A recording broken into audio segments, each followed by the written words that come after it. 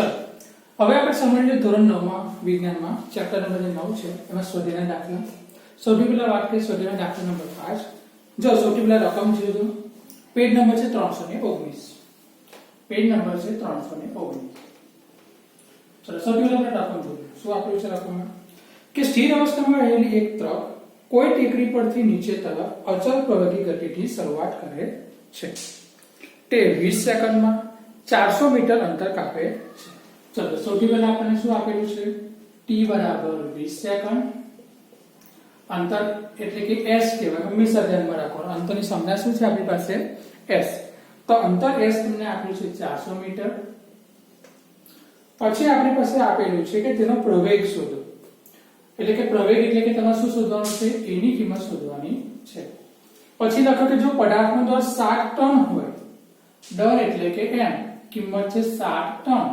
ટનને આપણે કિલોગ્રામમાં ફેરવવું છે જો રકમમાં તમને આપેલું છે કે 1 ટન બરાબર 1000 કિલોગ્રામ તો 7 ગુણ્યા 1000 કિલોગ્રામ તો 7 ગુણ્યા 1000 એટલે આવશે 7000 કિલોગ્રામ આ આપણને મળે છે m અને બીજું શું શોધવાનું કીધેલું છે તો તેના પર લાગતું બળ F શોધવાનું છે ચલો સૌથી પહેલા શરૂઆત આપણે ક્યાંથી કરીશું સૌથી મોટો પ્રશ્ન એ છે તો આપણે શું શોધવું છે પ્રવેગ a તો તમે આગળ ભણેલા છો બળ અને બળના નિયમો આ જે ચેપ્ટર છે તેને આગળનું ચેપ્ટર 8મું ચેપ્ટર એ ચેપ્ટરમાં આપણી પાસે હતું કે આપણી પાસે અચળ પ્રવેગી ગતિના મુખ્ય 3 સમીકરણ હતા બરાબર ને આપણી પાસે અચળ પ્રવેગી ગતિના મુખ્ય અલગ અલગ પ્રકારના 3 સમીકરણ હતા એ સમીકરણમાં આપણે એક એક કરીને સમીકરણની વાત કરીએ પહેલા તો તમે સૌથી પહેલા સમીકરણ લખી આપું છું તો આપણી પાસે સમીકરણ આ પ્રમાણે હતું કે v બરાબર u વત્તા at બીજું સમીકરણ આપણી પાસે હતું v2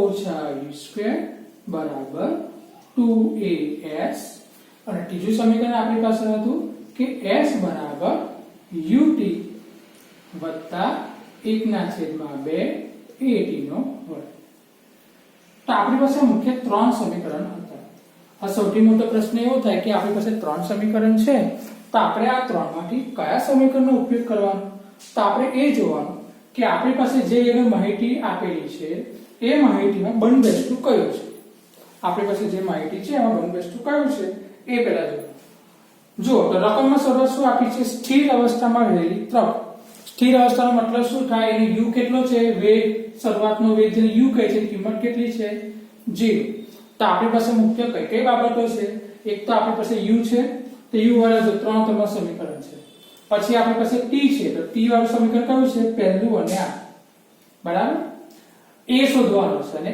s આપેલું છે તો જો t વાળા બે સમીકરણ છે એ બંને સમીકરણમાં આપણે જે a શોધવાનું છે તે પણ બંને સમીકરણમાં છે પણ s ફક્ત છેલ્લા સમીકરણમાં આપેલું છે ધ્યાન આપો છો બધા આપણી પાસે જે માહિતી છે એમાં જે t ની કિંમત છે તે પહેલા અને ત્રીજા સમીકરણમાં છે s ની કિંમત ફક્ત ત્રીજા સમીકરણમાં છે તો આપણે આ જગ્યા પર ફક્ત ત્રીજું જે સમીકરણ છે તેનો ઉપયોગ આપણે આ જગ્યા પર કરશું તો જોજો આપણે કેટલી શરૂઆત થઈ છે તે સૌથી પહેલા સમીકરણ લખશું આપણે કે s બરાબર ut વત્તા 1/2 at નો વર્ગ s આપણને રકમમાં આપેલા છે 400 મીટર u એટલે કે સ્થિર અવસ્થા માટે કિંમત 0 છે t આપણી પાસે 20 સેકન્ડ આપેલા છે વત્તા 1/2 a એટલે કે પ્રવેગ તો આપણે શોધવાનો છે અને t ની કિંમત આપણને 20 સેકન્ડ આપેલી છે તો આપણે લખશું 20 નો વર્ગ ચલો 0 ગુણ્યા 20 કેટલા તો 0 1/2 a અને 20 નો વર્ગ કેટલો તો 20 નો વર્ગ તમારો થશે 4 ચલો આ થાય તમારા 400 ની કિંમત આ તમારે છે 400 ની કિંમત આ 2 છે 400 છોડીને તમારે આવશે 200 તમારે લખાશે 200 a ચલો તો હવે a શોધવા છે તો a બરાબર લખાશે 400/200 માટે a બરાબર લખાશે છેદમાં ગણતરી કરીને આવશે 2 તો આ જે એકમ જે a આવે છે એની કિંમતનો એકમ શું છે મીટર પ્રતિ સેકન્ડનો વર્ગ તો a બરાબર મળે છે આપણને 2 મીટર પ્રતિ સેકન્ડનો વર્ગ હવે આગળનો પ્રશ્ન છે a શોધ્યા પછી એ છે f કે આપણે f પણ શોધવાનું છે ને ચલો f એટલે કે બળ ન્યૂટનની ગતિના બીજા નિયમમાં આપણે સમજાતા કે કોઈ પણ જગ્યાએ બળ F શોધવું હોય તો એનું સૂત્ર છે બળ F બરાબર m ગુણ્યા a m છે આપણી પાસે 60,000 કિલોગ્રામ, a છે આપણી પાસે 2, 60,000 ગુણ્યા 2 તમારો જવાબ આવશે 14,000. તો તમારી કિંમત આવે છે બળ F ની 14,000 ન્યૂટન. આ થયો આપણો જવાબ. તો આ છે તમારો પ્રશ્ન નંબર 5. હવે આગળનો દાખલો સમજ. ચલો હવે આપણે સમજીએ પેજ નંબર 320 ઉપર 6 નંબરનો દાખલો છે. દાખલા રકમ જોઈએ આપણે શું આપેલું છે માહિતી. 1 કિલોગ્રામ દ્રવ્યમાન ધરાવતા પથ્થરને એટલે કે m બરાબર 1 કિલોગ્રામ આપેલા છે. પથ્થરને 20 મીટર પ્રતિ સેકન્ડના વેગથી તળાવથી થીજી ગયેલી પાણીની સપાટી ઉપર સપાટીને સમાંતર ફેંકવામાં આવે છે. પથ્થર 50 મીટરનું અંતર કાપીને શું થાય છે? અટકી જાય છે.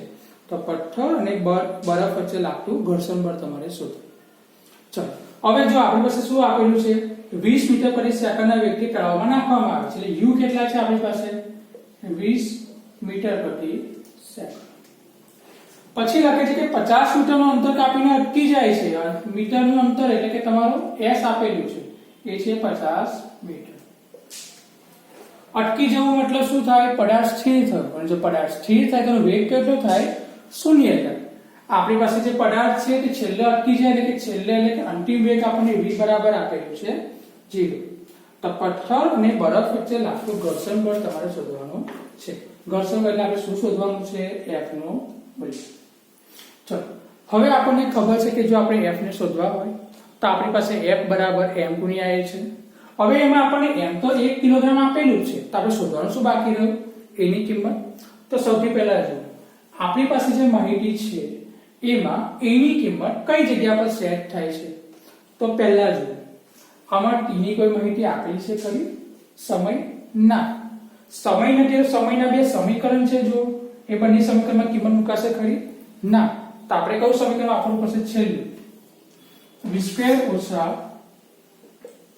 u² બરાબર 2as. ચલો v ની કિંમત છે 0, u ની કિંમત છે 20 તો આપણે લખશું 20 નો વર્ગ. a આપણે શોધવા પડશે અને s આપણે 50 આપેલા છે. ચલો ઓછા 20 નો ભાગ આપણો કેટલો લખાશે? 400. 50 ગુણ્યા 2 લખાશે 100. તો a શોધવા છે તો a બરાબર કેવી રીતે લખાશે? તો 400 ના ભાગ્યા 100. તમારો જવાબ a બરાબર લખાશે 400 ભાગ્યા 100 તો તમારો જવાબ આવશે 4.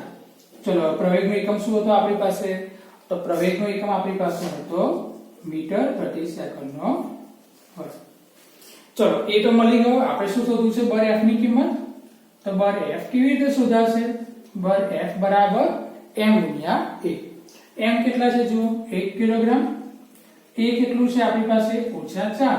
આપણો જવાબ કેટલો આવે છે? -4 ન્યૂટન. તો આ આપણી પાસે હતું બળ f માટેની કિંમત.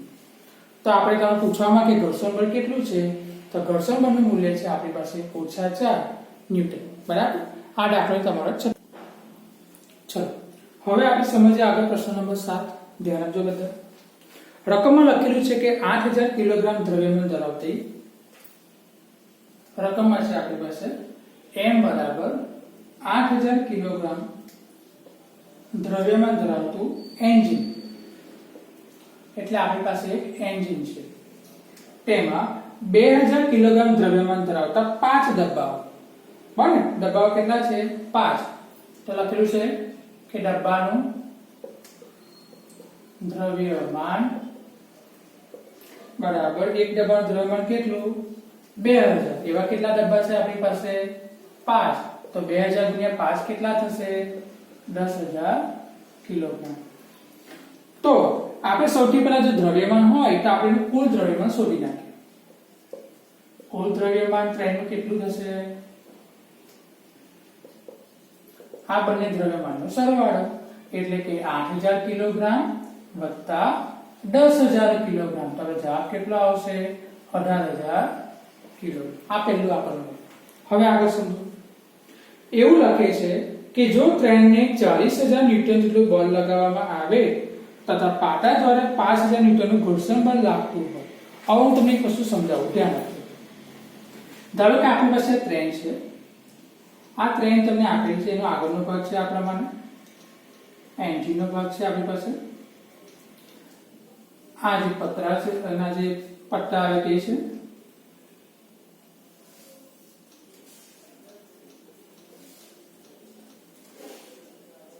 આ એન્જિન છે.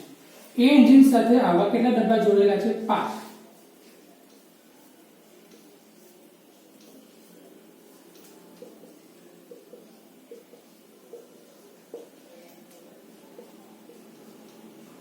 જો આપણે બરાબર ને આની પાસે કેટલા ડબ્બા જોડેલા છે? 5 ડબ્બા જોડેલા છે. આ એન્જિન નું જે છે એનું દ્રવ્યમાન કેટલું આપેલું હતું તમને? 8000 કિલોગ્રામ. એક ડબ્બાનું દ્રવ્યમાન છે 2000, તો આનું 2000 કિલોગ્રામ, આનું 2000 કિલોગ્રામ, આનું 2000 કિલોગ્રામ, આનું 2000 કિલોગ્રામ અને છેલ્લે આનું પણ 2000 કિલોગ્રામ. હવે ધ્યાન આપજો, જ્યારે પણ કોઈ ટ્રેન જો આગળ વધે છે પોતાની ગતિ કરીને, તો ટ્રેન જો ધારો કે આ દિશામાં બળ લગાડે છે, તો ટ્રેનનું વિરોધ કરતું જે ઘર્ષણ બળ કઈ દિશામાં લાગે? વિરુદ્ધ દિશામાં. ટ્રેન પર લાગતું બળ આ દિશામાં હોય તો ઘર્ષણ બળ કઈ દિશામાં હોય? વિરુદ્ધ દિશામાં. બંને ક્યારે એક જ દિશામાં હોય નહીં. જો બંને એક દિશામાં હોય તો આપણે શું કરો? સરવાળો. અહીંયા આગળ શું છે? બંને દિશા કેવી છે? અલગ અલગ છે. બળ લાગતું, ટ્રેન પર લાગતું બળ તમને કેટલું આપેલું છે? 40000 ન્યૂટન. અને ઘર્ષણ બળ આપણને કેટલું આપેલું છે? 5000 ન્યૂટન. તો ચોખ્ખું બળ કેટલું લાગશે? તો ચોખ્ખું બળ એટલે અલગ અલગ દિશા હોય તો શું થાય? બાદબાકી. સરખી દિશા હોય તો શું થાય? સરવાળો. તો આપણે લખવાનું કે આગળ લાગતું ચોખ્ખું બળ બરાબર આ બંનેની અલગ અલગ દિશા હોવાને કારણે બાદબાકી કરશું તો 40000 ઓછા 5000. તો આપણો જવાબ કેટલો આવે છે? 35000 ન્યૂટન. તો આ છે તમારો પહેલો જવાબ. પછી બીજું શું પૂછેલું છે એ જુઓ. કે કહે છે કે ટ્રેનનો પ્રવેગ શોધો. પ્રવેગ એટલે આપણે શું શોધવાનું છે? એની કિંમત. તો પ્રવેગ એ કેવી રીતે શોધાય? તો આપણને ખબર કે જો બળ આપણને F ખબર હોય તો F બરાબર લખાય m ગુણ્યા a. F આપણને ખબર છે 35000, તો 35000 લખશું. m આપણને કેટલા આપેલા છે? ટોટલ 18000. તો એ આપણે શોધવા છે. કેવી રીતે શોધશું? તો જો આપણે એ શોધવા હોય તો 35000 છેદમાં 18000. આપણો જવાબ કેટલો આવશે? 35 ભાગ્યા 18000. જવાબ આપણો આવશે 1.944 મીટર પ્રતિ સેકન્ડનો વર્ગ. તો આ તમને મળે છે પ્રવેગની કિંમત. આ તમને મળી બળ F ની કિંમત. બરાબર. હવે જો ધ્યાન આપજો, શું આપેલું છે કે ડબ્બા 1 દ્વારા ડબ્બા 2 પર લાગતું બળ તમે શોધો. ચલો, પ્રશ્ન તો એ પૂછેલો છે કે બળ શોધવાનું કીધું છે. બળ તમને શોધવાનું કીધું છે. બળનું સૂત્ર આપણને ખબર છે m ગુણ્યા a લખાય. બરાબર. શું કહે છે? ડબ્બા 1 દ્વારા ડબ્બા 2 પર લાગતું બળ શોધો. હવે મને કહો, ડબ્બો 1 જો ડબ્બા 2 પર બળ લાગે ખાલી ડબ્બા 2 પર બળ લાગશે? ના. અહીંયા પાસે કેટલા ડબ્બા છે? 2 3 4 ને 5. આ બે ટોટલ 4 ડબ્બા છે. બરાબર. તો બળ પણ કેટલું થાય? 4 ગણું થાય. એક ડબ્બાનું બળ કેટલું? એક ડબ્બાનું વજન કેટલું? 2000.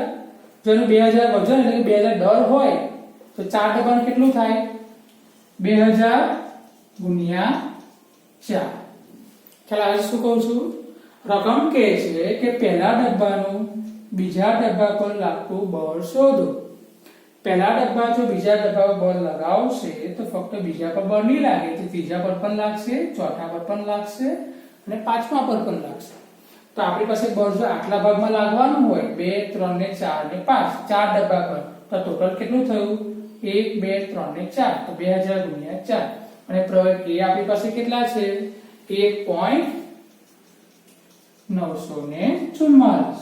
તો હવે આપણે શું કરવું પડશે? બધાનો ગુણાકાર. તો હવે ગુણાકારનો જવાબ કેટલો આવે છે? 15552. તો આપણે લાગતું બળ F નું મૂલ્ય છે 15552 ન્યૂટન. તો આ છે આપણી પાસે દાખલા નંબર 7. ચલો હવે આપણે સમજીએ દાખલા નંબર 8. જોજો, રકમમાં લખેલું છે એક ગાડીનો દર 1500 કિલોગ્રામ છે. એટલે કે દર આપણને m બરાબર આપેલું છે 1500 કિલોગ્રામ.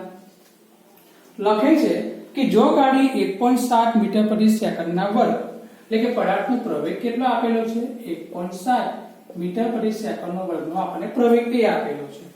ના પ્રતિ પ્રવેગથી, પ્રતિ પ્રવેગનો મતલબ શું થાય? આ કઈ દિશામાં જાય છે? વિરુદ્ધ દિશામાં. પ્રવેગ એટલે કે કિંમત ધન આવે, પ્રતિપ્રવેગની કિંમત કેવી આવશે? ઋણ આવશે. તો આપણે આ કિંમતને શું લઈશું? માઈનસ લઈશું. બરાબર છે? થઈને સ્થિર થતી હોય તો ગાડી અને રસ્તા વચ્ચે લાગતું ઘર્ષણ બળ તમે F શોધો. આ તો બહુ સરળ દાખલો છે. આપણને ખબર છે કે ન્યૂટનની ગતિના બીજા નિયમ પ્રમાણે F બરાબર ma. m ની કિંમત 1500, a છે -1.7, તો તમારો જવાબ આવશે કેટલો? 2550 ન્યૂટન. ઘર્ષણ બળ હોય તો કિંમત માઈનસમાં આવે એટલે કિંમત તમારી માઈનસ આવે છે. બરાબર, બીજું કંઈ નથી. અને માઈનસ શબ્દનો મતલબ શું થાય કે જે પણ તમને બળ લાગે છે એ તમારી ગતિની વિરુદ્ધ દિશામાં લાગે છે. અને જ્યારે ગતિની વિરુદ્ધ દિશામાં હોય તો બળને આપણે કેવું લખવું પડે? માઈનસ લખવું પડે. બરાબર છે?